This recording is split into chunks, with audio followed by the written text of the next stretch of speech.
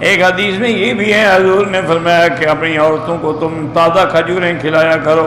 ویسے بھی یعنی ایک دفعہ مجھے یاد ہے، بہت پرانی بات ہے، اس وقت میری والدہ بھی زندہ تھی، والد بھی زندہ تھے، تو ہم جس گھر میں رہتے تھے نا، اس گھر کے قریب میں کوئی رائل فیملی کے خاندان کے کچھ لوگ ساتھ والے مکان میں ٹھہرے ہوئے تھے، تو ان کی شرافت ہے اور ان کی مہربانی ہے کہ وہ کبھی کبھی ہم فقیروں کے گھر میں بھی ان کی عورتیں آ جاتی تھیں اور اعلیٰ قسم کی کھجوریں لاتی تھیں۔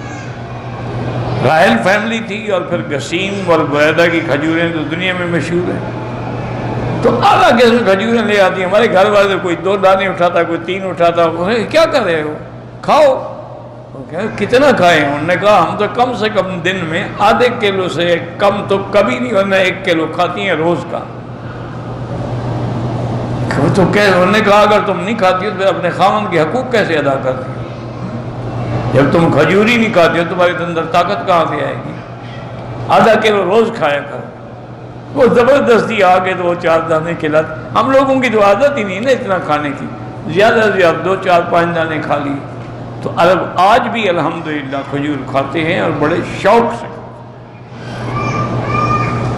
اسی لیے ان کو کسی اور دواؤں کی ضرورت نہیں ہے، اونٹنی کا دودھ پیتے ہیں اور کھجور کھاتے ہیں اور شہد استعمال کرتے ہیں۔ یہ تینوں چیزیں ان کو ہمیشہ 100 سال کے بھی ہو جائیں بوڑھا نہیں ہونے دیتے، وہ ہمیشہ جوان رہیں۔ بہرحال تو حضور نے بھی فرمایا کہ اپنی عورتوں کو کھجور کھلایا کرو، اگر تازہ کھجور نہ ملے چلو سوکھی کھلاؤ، کیونکہ دنیا میں اور کوئی ایسا درخت نہیں شان والا جس کھجور سے زیادہ کہ جس کے نیچے اللہ نے بی بی مریم کو پناہ دی۔